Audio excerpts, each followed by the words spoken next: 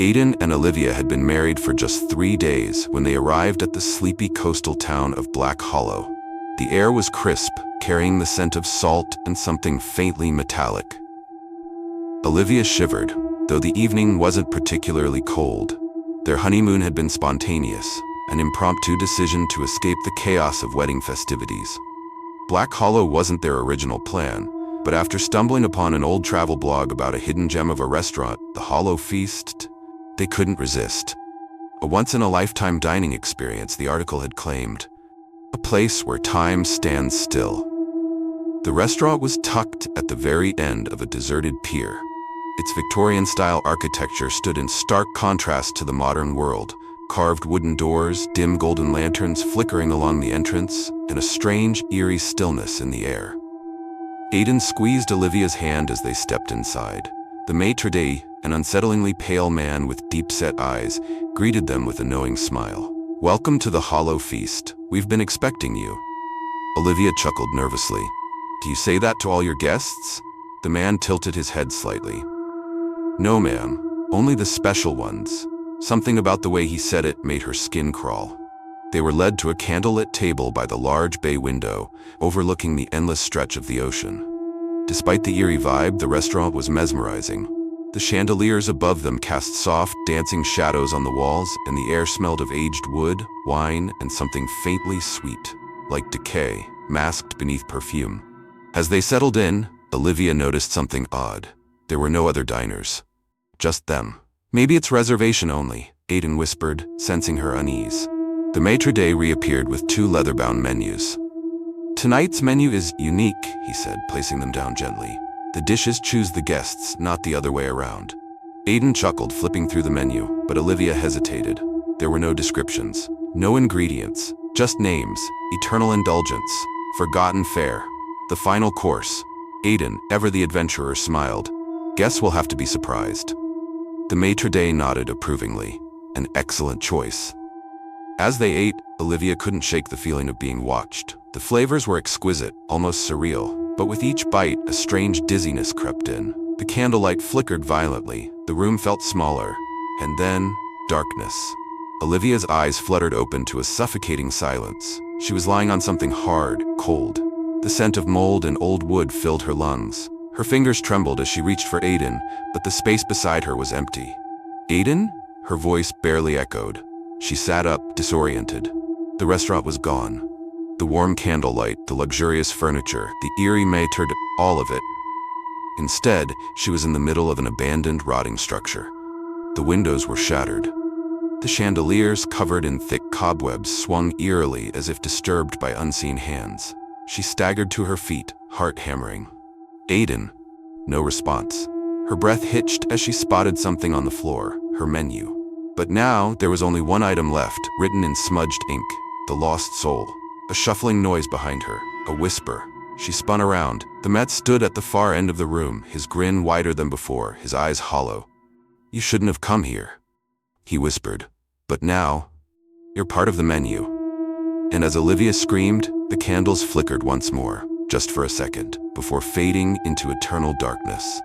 The next morning, the townspeople of Black Hollow awoke to news that 2 tourists had gone missing. When authorities investigated the restaurant at the end of the pier, they found nothing but ruins, long abandoned, untouched for over 50 years. The only clue? A leather-bound menu, resting on the rotting table, with 2 new names added under the lost souls: Aiden and Olivia.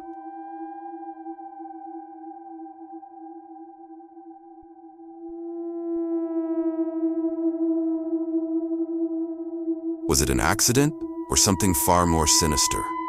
The chilling death of Elisa Lam still haunts the halls of the Cecil Hotel, leaving a trail of unanswered questions. The Cecil Hotel in Los Angeles was no stranger to death. It had seen it all: suicides, murders, and whispers of ghostly visitors roaming its hallways long after the guests had checked out. But Elisa Lam's story would be different. It would remain a mystery for years, an enigma that nobody could quite crack, despite the hundreds of theories that emerged.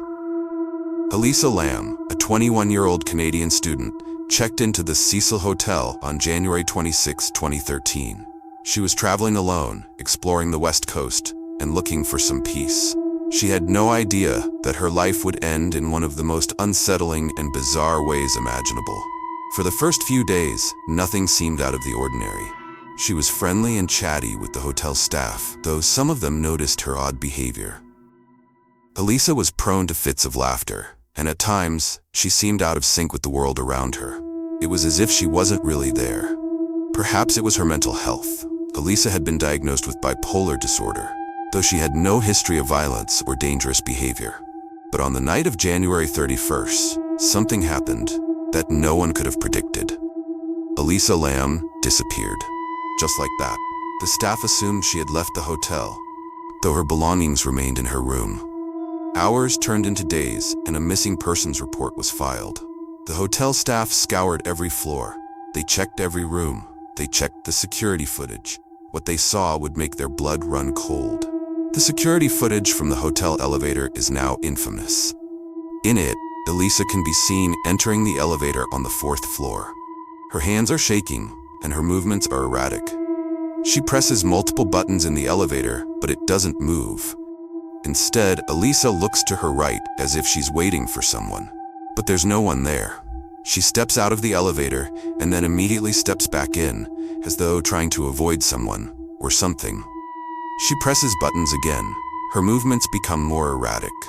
At one point, she hides in the corner, her back pressed against the wall, as if trying to shield herself from an invisible threat. Then, she steps out again. The door closes, but Elisa is never seen again. It's eerie. The kind of footage that makes you question reality. What happened in that elevator? Why was Elisa behaving like she was being stalked? The footage ends, but it raises more questions than it answers. Days passed without any sign of Elisa. The hotel guests began to complain about the water, an odd taste, an off-putting smell. It wasn't long before maintenance workers were called to inspect the water tanks. When they climbed to the roof, what they found would shock everyone. Elisa Lamb's body was floating lifelessly in one of the hotel's water tanks. Her body had been there for over 2 weeks, unbeknownst to the guests who had been drinking and bathing in the contaminated water. The eerie thought of it makes your skin crawl. Elisa's lifeless form, hidden in plain sight, so close to the guests who never knew what they were consuming. The circumstances surrounding Elisa's death were equally bizarre. There were no signs of forced entry into the water tank, and the door to the roof had been locked. How did she get up there?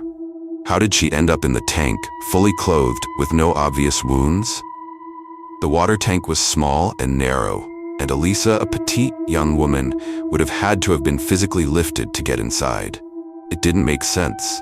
The police were left with even more questions. How did she die? Was it an accident? Or was there something far darker at play in the Cecil Hotel? Elisa had been found face up in the tank, her clothes disheveled. Her phone had been missing. The only thing that remained was the eerie footage from the elevator. And then there was the strange, almost supernatural feeling in the air, as though the hotel itself was hiding something.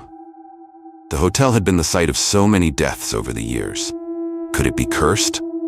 As news of Elisa's death spread, a flurry of theories began to surface. Some said she had committed suicide, the pressures of her mental health finally consuming her. Others pointed to the possibility of foul play. Perhaps someone had followed her into the hotel, someone who had been stalking her. But how did they manage to get her to the roof undetected? And why was there no sign of struggle? Then, there were the darker theories. People started to whisper that Elisa had been possessed by something in the hotel. The Cecil had a long, sordid history, with reports of strange occurrences dating back decades. Could the hotel have driven her to madness, made her do something she never would have done? Some claimed that the elevator footage was evidence of a supernatural presence. Was there something in the hotel that was tormenting Elisa, leading her to act out in such a bizarre manner? The footage showed Elisa reacting to something or someone who wasn't there. Her fear was palpable. Was she being chased by something invisible? Was the hotel trying to claim another victim? The Cecil Hotel had long been a place of tragedy. It had once housed serial killers like Richard Ramirez, and it was linked to the death of many others, including suicides and murders. The hotel's reputation for death and despair was well known. Could it be that Elisa was just another victim of the hotel's dark influence? As the investigation continued, police ruled out foul play, but they couldn't explain the circumstances. Elisa's death remained a mystery, a chilling reminder of the horrors that could be hidden behind the walls of the Cecil Hotel. Was it an accident or something far worse? Two friends, Ayan and Zayn, had been searching for the perfect thrill for years. Both adrenaline junkies, they were always on the lookout for something darker, something that pushed the boundaries of their comfort zones. Their search led them to a place neither of them had ever imagined. A restaurant renowned not only for its exquisite cuisine, but for its eerie, unsettling reputation. The restaurant, called the Crimson Table, was tucked away in an old, cobblestone alley in the heart of New Orleans, a city known for its ghostly folklore and dark history.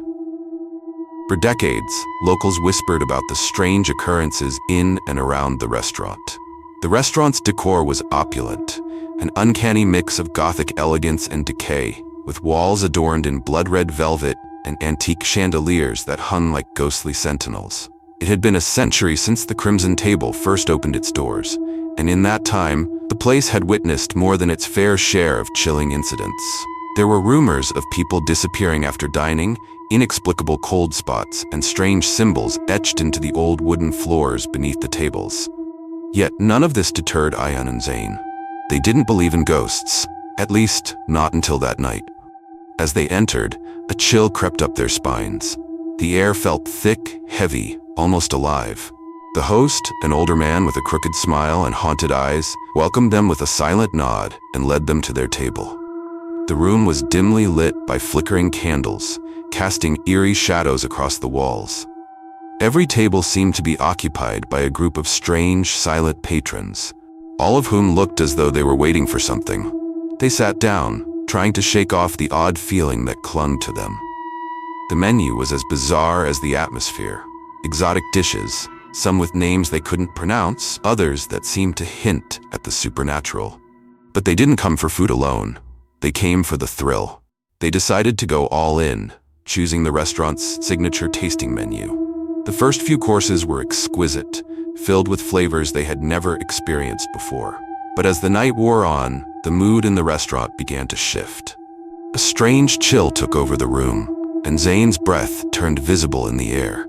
He glanced around, but no one else seemed to notice. Ayan felt it too, his heart pounding in his chest, but he convinced himself it was just their imagination running wild. That's when it happened. The lights flickered, then dimmed to almost nothing. The low murmur of conversation around them hushed. For a moment, the room felt empty, and a tense silence filled the space. Then, a door at the back of the restaurant opened slowly, revealing a hallway bathed in an unnatural, flickering light. Ayan and Zayn exchanged nervous glances. The host appeared at their side, his face pale, his expression tight. "You shouldn't be here," he whispered, barely audible. "Leave now while you still can." Ayan, his curiosity piqued, leaned in closer. "What do you mean?" he asked, his voice a mix of skepticism and thrill. The host looked at them with dark, tired eyes. "This place, it's not just a restaurant. It's a place where rituals take place. Spirits are bound here, tied to the food, the guests, the very walls. Every night, a sacrifice is made to keep the balance, to keep the dead at bay. If you stay, you might never leave." Zayn laughed nervously. "Yeah, okay. We get it. This is all part of the act, right?" But there was something in the host's eyes, something desperate, that made Zayn's laugh die in his throat. The man slowly backed away, disappearing into the shadows. The air grew heavier, and the flickering lights turned red, casting a ghastly glow across the room. Without warning, a sudden wail pierced the air, a sound that chilled their blood. It was as if the walls themselves were screaming in agony. Ayan and Zayn stood up, hearts racing. The patrons around them were no longer eating. They sat motionless, staring straight ahead, their faces blank. Their eyes, dark, hollow, empty, seemed to be watching something only they could see. Suddenly, the ground beneath them trembled. The floorboards creaked, as though something ancient and powerful was stirring below. Ayan and Zayn tried to move toward the exit, but it was as if the restaurant itself refused to let them go. The door at the back, the one that led to the hallway, slammed shut. Then a figure emerged from the shadows, a tall, gaunt woman, dressed in tattered white robes. Her hair hung in loose, matted strands, and her eyes glowed with an unnatural light. Her voice was a whisper that seemed to come from everywhere and nowhere at once. "The ritual has begun." Ayan and Zane froze, unable to move.